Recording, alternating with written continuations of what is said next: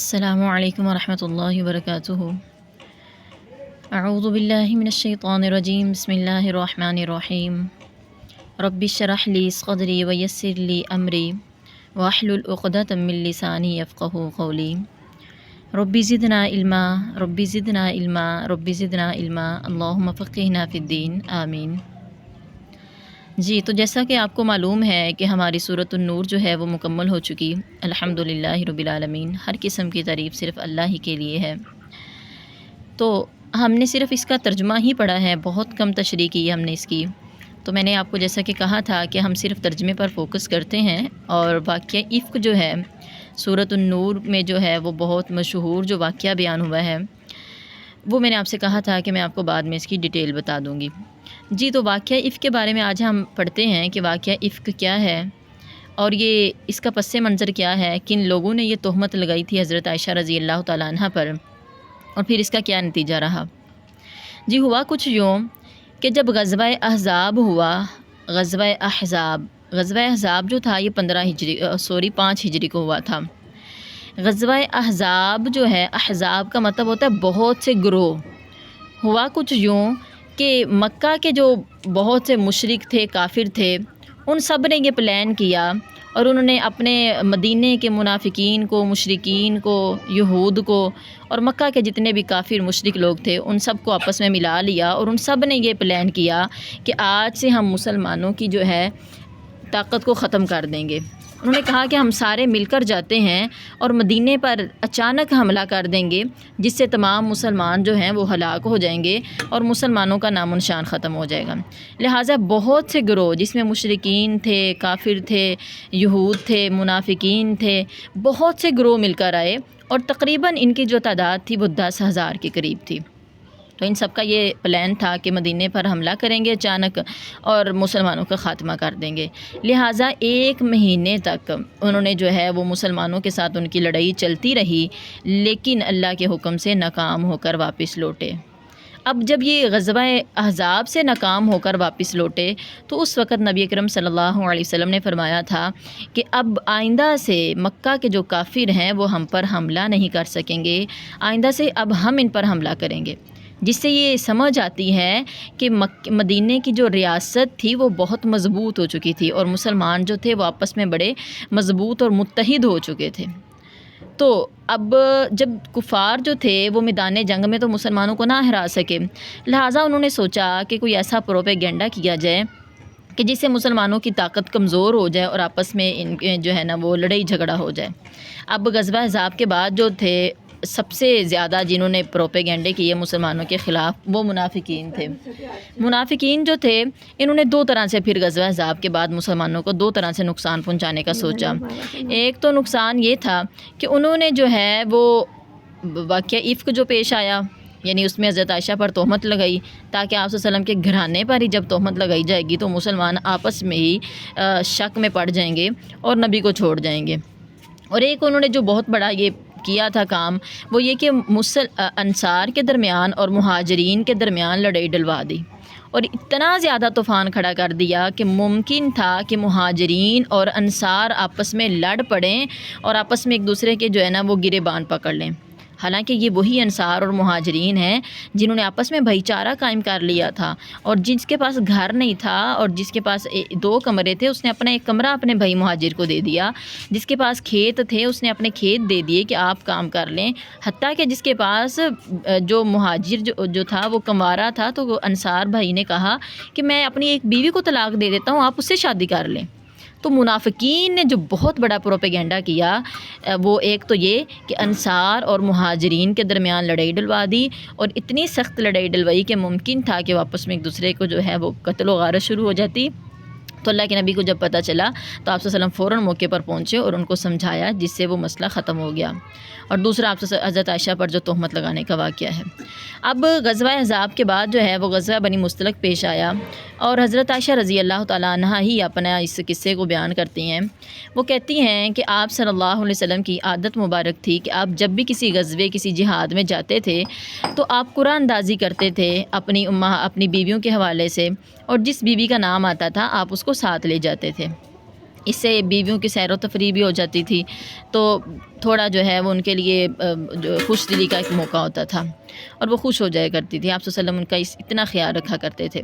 تو کہتی ہیں غزوہ بنی مستلق پہ جب آپ صلی اللہ علیہ وسلم نے قرآن اندازی کی تو میرا نام آیا اور میں آپ صلی اللہ علیہ وسلم کے ساتھ ہو گئی۔ اب جو امہات المومنین جب ساتھ جایا کرتی تھیں تو ایک ہودہ ہوتا تھا، ہودہ جسے آپ اس طرح سمجھ لیں کہ جس طرح پرانے دور میں ایک ڈولی ہوا کرتی تھی جس میں دلہن کو بٹھا کے لے کے جایا کرتے تھے، اس طرح ایک ہودہ بنایا ہوتا تھا جس کو اونٹ پر رکھ دیتے تھے، اور اندر جو تھی وہ امہات المومنین میں سے جو بھی بیوی ہوتی تھی وہ اندر بیٹھی ہوتی تھی، اور اسے اونٹ پر رکھ کے تو اس کو جو ہے نا وہ ساتھ لے جاتے تھے۔ تو اس طرح حضرت عائشہ کہتی ہیں کہ میرے لیے ایک ہودہ تیار کیا گیا اور میں اس میں بیٹھ گئی اور میں بھی جو ہے وہ ان کے ساتھ چلی گئی۔ جب آپ صلی اللہ علیہ وسلم جو ہے ایک رات کہتی ہیں کہ ایک رات ہم نے جو ہے وہ کہیں پر جو ہے وہ ٹھہرے ہوئے تھے آرام کرنے کے لیے، تو آپ صلی اللہ علیہ وسلم نے حکم دے دیا کہ اب ہم یہاں سے کوچ کرتے ہیں۔ تو وہ کہتی ہیں کہ جب میں نے یہ سنا کہ ہم کوچ کرنے لگے ہیں تو مجھے جو ہے وہ قضائے حاجت ہو رہی تھی، تو میں نے سوچا کہ میں جو ہے وہ قضائے حاجت سے فارغ ہو آتی ہوں۔ تو وہ کہتی ہیں کہ میں لشکر کے دوسرے پار چلی گئی۔ جب میں دوسرے پار گئی تو میں جب قضائے حاجت سے فارغ ہوئی تو میں نے اپنے گلے پہ ہاتھ لگایا تو میں ایک ہار پہن کر گئی تھی، ایک ہار میں نے پہنا ہوا تھا، تو میں نے دیکھا کہ میرے گلے میں تو ہار ہی نہیں ہے۔ تو کہتی میں اپنا وہ ہار تلاش کرنے لگ گئی جس سے مجھے دیر ہو گئی۔ تو میں جب واپس آئی اور آ کے دیکھا تو جو ہے وہاں پر تو کوئی بھی نہیں تھا، سارے جا چکے تھے، یعنی اور انہوں نے جو ہے وہ ان کو یہ تھا کہ حضرت عائشہ اندر ہی ہیں، ہودے کے اندر ہی بیٹھی ہوئی ہیں، کیونکہ اس وقت عورتیں جو ہیں وہ دبلی پتلی ہوا کرتی تھی، کھانا کم کھاتی تھی، تو ان کو یہ محسوس ہی نہیں ہوا کہ ہودے میں کوئی ہے بھی یا نہیں۔ انہوں نے ہودہ جو ہے وہ اونٹ پہ رکھا اور وہ لے کر چلے گئے۔ تو وہ کہتی ہیں جب میں واپس آئی تو وہاں پر کوئی بھی، نہ کوئی سننے والا تھا نہ کوئی جواب دینے والا تھا۔ وہ کہتی میں نے سوچا کہ میں یہیں پر لیٹ جاتی ہوں، کیونکہ کوئی آئے گا وہ دیکھے گا، جب وہ دیکھیں گے کہ میں نہیں ہوں اس میں تو یقیناً وہ واپس اسی جگہ پر آئیں گے، تو لہٰذا میں وہیں پر لیٹ گئی اور مجھے نیند آ گئی تو میں سو گئی۔ تو وہ کہتی ہیں کہ حضرت نبی اکرم صلی اللہ علیہ وسلم کی یہ عادت تھی کہ آپ صلی اللہ علیہ وسلم ایک صحابی کو پیچھے چھوڑا کرتے تھے کہ آپ جو ہے وہ بعد میں آئیے کرے گا، ذرا جو ہے آپ لیٹ آئیے گا، آپ یعنی جب بھی کسی غزوے پہ جاتے تو ایک صحابی کی ڈیوٹی لگا دیا کرتے تھے کہ آپ لیٹ آئیں اور پیچھے اگر کوئی چیز رہ جاتی ہے تو وہ لیتے آئیں۔ تو حضرت صفوان بن معطل سلمی رضی اللہ تعالیٰ عنہ جو تھے، ان کی یہ ڈیوٹی لگی تھی کہ وہ واپس جائیں اور جا کر دیکھ کر آئیں کوئی چیز تو نہیں وہاں پر رہ گئی۔ وہ کہتی ہیں کہ صبح کے وقت تقریباً وہ وہاں پر پہنچے ہیں، تو جب انہوں نے دیکھا، ابھی وہ دور سے ہی دیکھتے آ رہے تھے، تو انہوں نے دیکھا کہ کوئی انسان لیٹا ہوا ہے۔ تو جب وہ قریب آئے تو انہوں نے اونچی آواز سے انہوں نے حضرت عائشہ کو پہچان لیا کہ یہ حضرت عائشہ ہی ہیں، کیونکہ اس وقت پردے کا حکم نازل ہو گیا تھا اور حضرت عائشہ نے پردہ ہی کیا ہوا تھا، لیکن انہوں نے پردے سے پہلے حضرت عائشہ کو دیکھا ہوا تھا، لہٰذا انہوں نے جو ہے وہ پہچان لیا کہ یہ تو حضرت عائشہ ہیں، تو انہوں نے اونچی آواز سے کہا انا للہ و انا الیہ راجعون۔ تو حضرت عائشہ کہتی ہیں جب میں نے یہ کلمات سنے تو میں فوراً اٹھ کر بیٹھ گئی۔ تو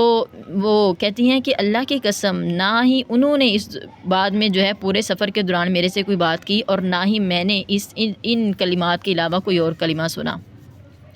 تو وہ جو ہیں حضرت صفوان بن معطل جو تھے انہوں نے اپنی اونٹنی کو بٹھایا اور حضرت عائشہ اوپر سوار ہو گئی، تو وہ اس کو لے کر جو حضرت عائشہ کو لے کر تو چلے گئے۔ اب دوپہر کے وقت وہ اپنے لشکر کے پاس پہنچے، جب لشکر جو تھا وہ آرام کر رہا تھا، تو عبداللہ بن ابی جو تھا، جس کا بہت بڑا کردار ہے اور رئیس المنافقین ہے، منافقوں کا سردار جسے کہا جاتا ہے، اس نے جب دیکھا تو اس نے فوراً سے اپنے پاس سے بات بنا لی کہ یہ نعوذ باللہ انہوں نے آپس میں جو ہے وہ غلط کام کیا ہے، لہٰذا اس نے مشہور کر دی بات، لیکن حضرت عائشہ کو کوئی بات پتہ نہ چلی۔ حضرت عائشہ کہتی ہیں کہ پھر ہم جو ہے وہ مدینے کے قریب ہی تھے، تو جلد ہم نے جو ہے پھر وہاں پر رات گزاری، جو اس کے بعد جو ہے وہ ہم مدینہ پہنچ گئے۔ تو کہتی ہیں کہ جب میں اپنے گھر گئی، مدینے میں ہم جب گئے تو میں جو ہے وہ بیمار پڑ گئی، اتفاق سے انہیں کسی بات کا نہیں پتہ تھا۔ وہ کہتی میں بیمار پڑ گئی اور آپ صلی اللہ علیہ وسلم جو تھے وہ جو ہے وہ، لیکن آپ صلی اللہ علیہ وسلم جو تھے وہ میرے پاس زیادہ نہیں آتے تھے میرے پاس آ کے بیٹھتے، سلام لیتے اور پوچھتے کیا حال چال ہے اور چلے جاتے تھے۔ تو کہتی مجھے اس بات سے تجسس بھی ہوتا تھا کہ آپ صلی اللہ علیہ وسلم کی وہ والی میرے اوپر مہربانی نہیں ہے، جو میں جب بیمار ہوتی ہوں تو آپ صلی اللہ علیہ وسلم بہت زیادہ میرے پر مہربان ہو جاتے تھے، تو وہ والی مہربانی نہیں تھی میرے اوپر آپ صلی اللہ علیہ وسلم کی، لیکن مجھے کسی بات کا بھی علم نہیں تھا کہ کوئی میرے بارے میں اس طرح قسم کی باتیں کر رہا ہے۔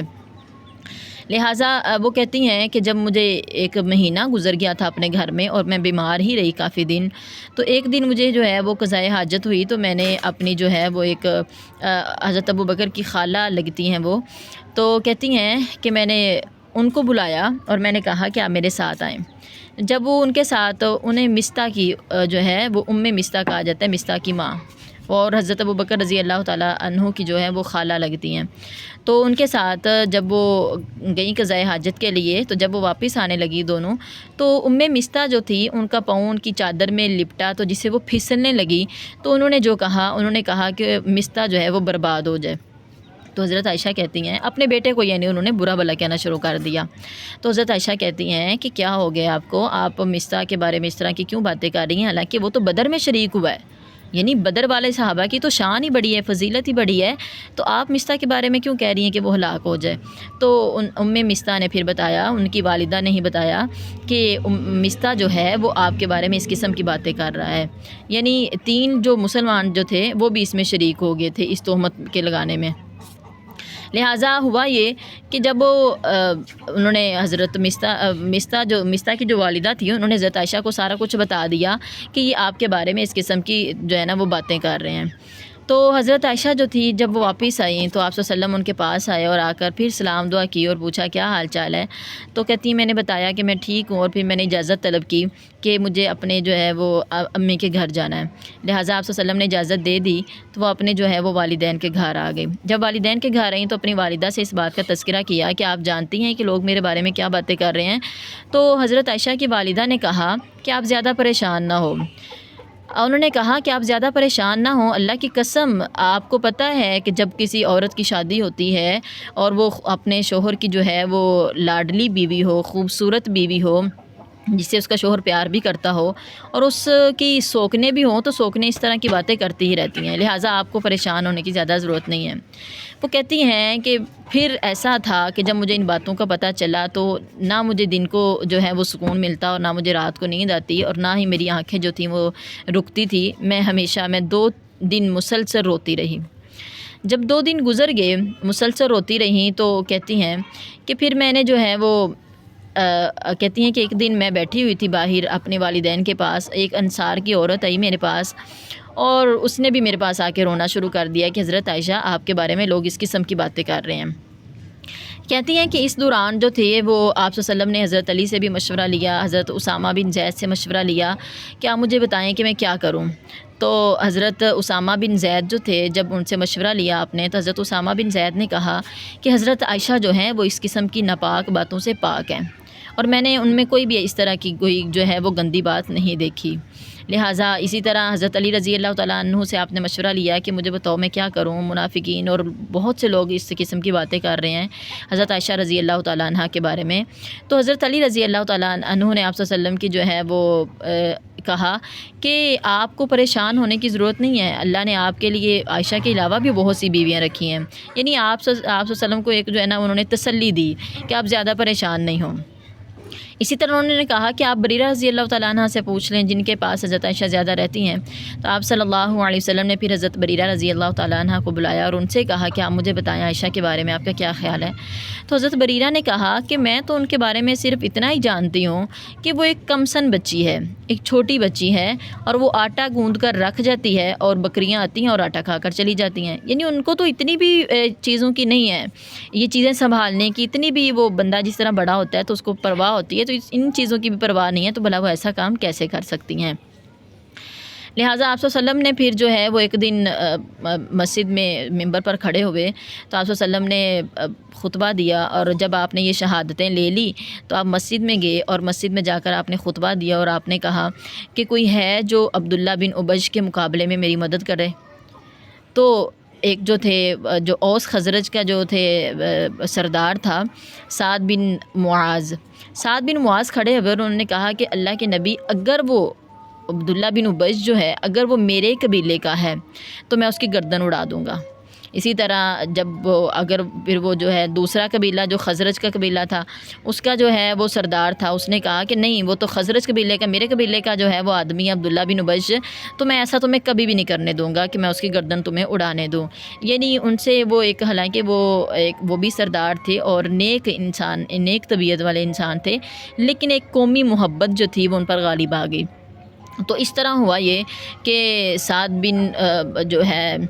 بن عبادہ کا جو کیا تھا، سعد بن معاذ جو تھے ان کا جو کزن تھا نا، چاچو زاد ان کا جو بھائی تھا، تو انہوں نے کہا کہ سعد بن معاذ تم یہ کیسی بات کرتے ہو، اگر عبداللہ بن ابی جو ہے وہ اللہ کے نبی کو تکلیف دیتا ہے تو ہم ضرور اس کو قتل کر دیں گے. تو اس طرح اوس اور خزرج کے جو بڑے قبیلے تھے مدینے کے رہنے والے تھے، جو کہ انصاری بھی تھے، ایمان لا چکے تھے، تو ممکن تھا کہ ان کے درمیان لڑائی ہو جاتی اور بہت زیادہ وہ آپس میں جو ہے وہ گریبان تک پہنچ جاتے. لیکن اللہ کے نبی نے کہا کہ تم سارے خاموش ہو جاؤ، میں اس کے خلاف کوئی مدد نہیں چاہتا. تو آپ نے اس طرح کر کے ان کو خاموش کروا دیا. تو پھر جو ہے آپ صلی اللہ علیہ وسلم بہت زیادہ پریشان ہوئے اور ایک مہینہ گزر گیا، لیکن آپ صلی اللہ علیہ وسلم کے پاس کوئی وحی نہیں آ رہی تھی اللہ کی طرف سے جس سے حضرت عائشہ کی برات ہو.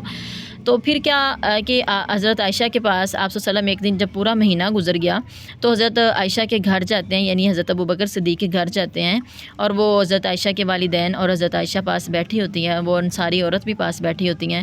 تو آپ صلی اللہ علیہ وسلم جا کے جو ہے وہ پہلے تشہد پڑھتے ہیں اور پھر حضرت عائشہ سے کہتے ہیں کہ عائشہ اگر تم نے کوئی گناہ کیا ہے تو تم اللہ سے معافی مانگ لو.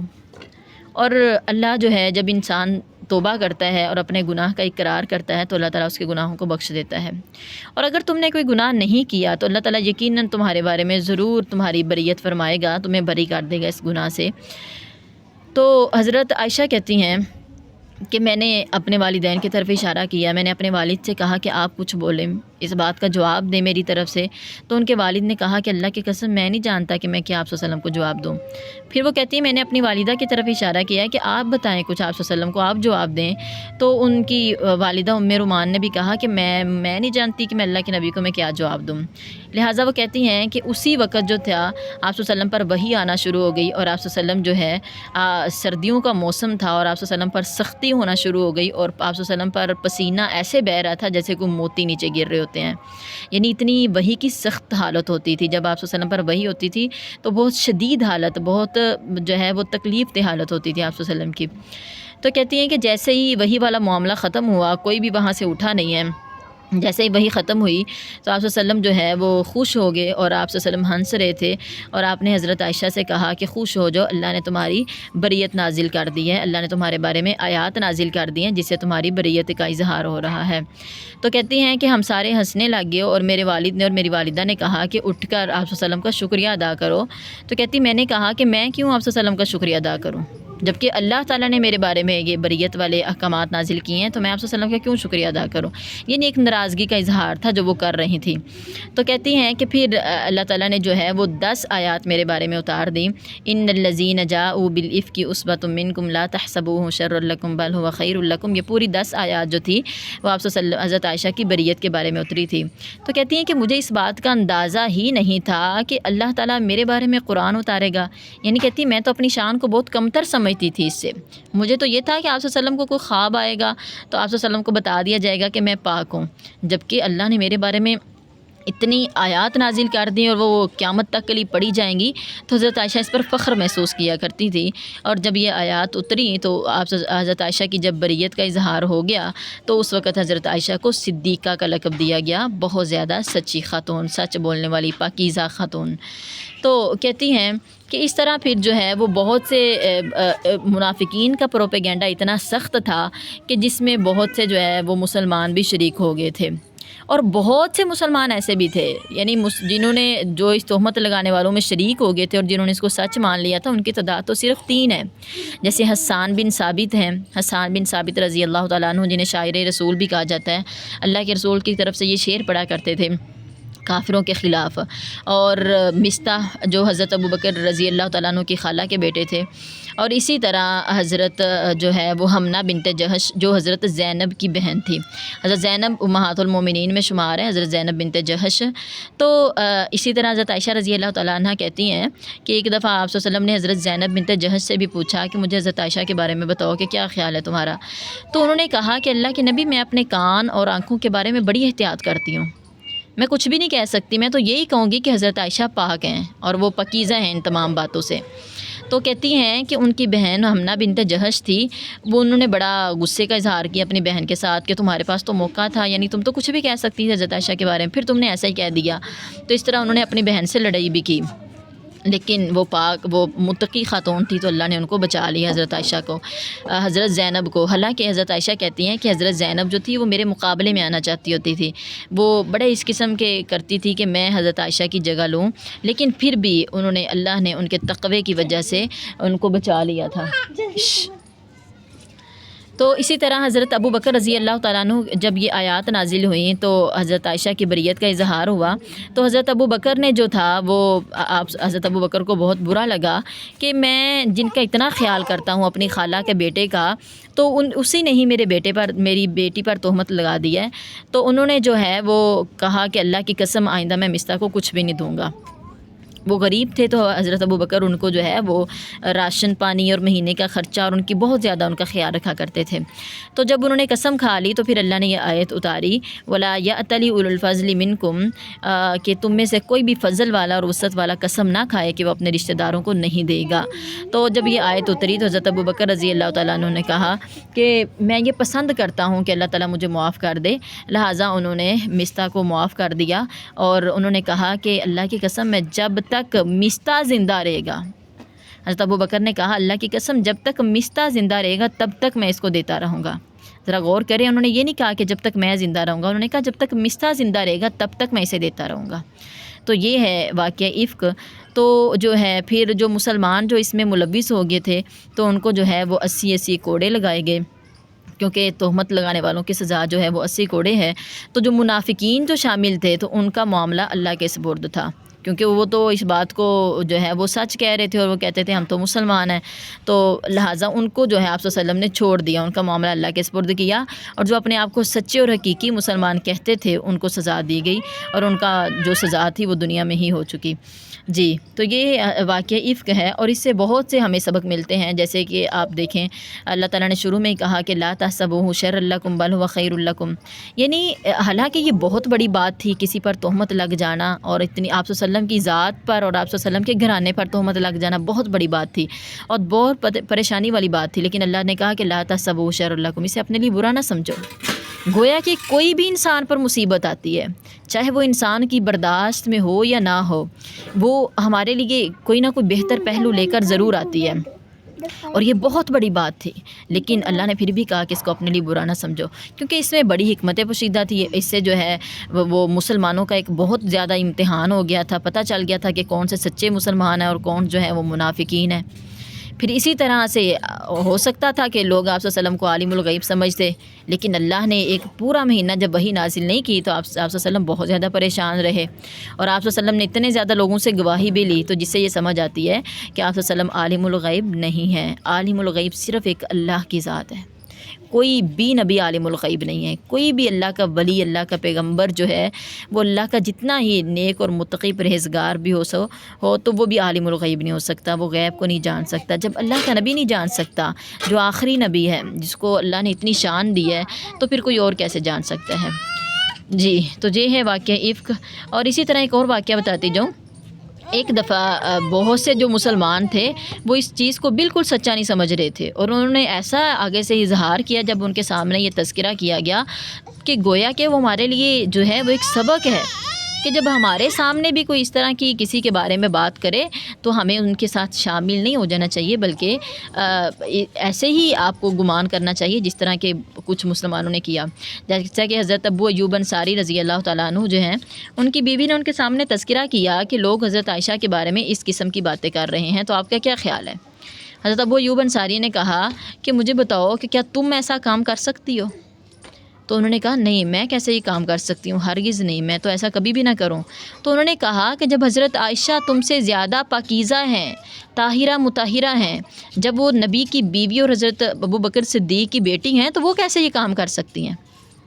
اسی طرح انہوں نے کہا کہ صفوان بن معطل جو صحابی ہیں وہ میرے سے زیادہ پرہیزگار اور متقی ہیں، تو جب میں ایسا کام نہیں کر سکتا تو وہ ایسا کام کیسے کر سکتے ہیں؟ کتنی خوبصورت اور کتنی بہترین مثال قائم کی انہوں نے یہ بات کر کے۔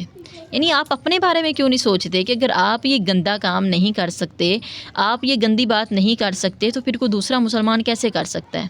تو ہمیں جس طرح اپنے بارے میں ہم جتنے وہ جج اور وکیل بنتے ہیں نا، کوشش کریں کہ اتنا ہی ہم دوسروں کے بارے میں بہترین صفائی دے سکیں۔ جی، تو اللہ تعالیٰ سے دعا ہے کہ اللہ تعالیٰ ہمیں عمل کی توفیق عطا فرمائے اور یہ قرآن مجید کو ہمارے حق میں سفارشی بنائے، ہمارے خلاف نہ کرے۔ وما علینا الا البلاغ المبین۔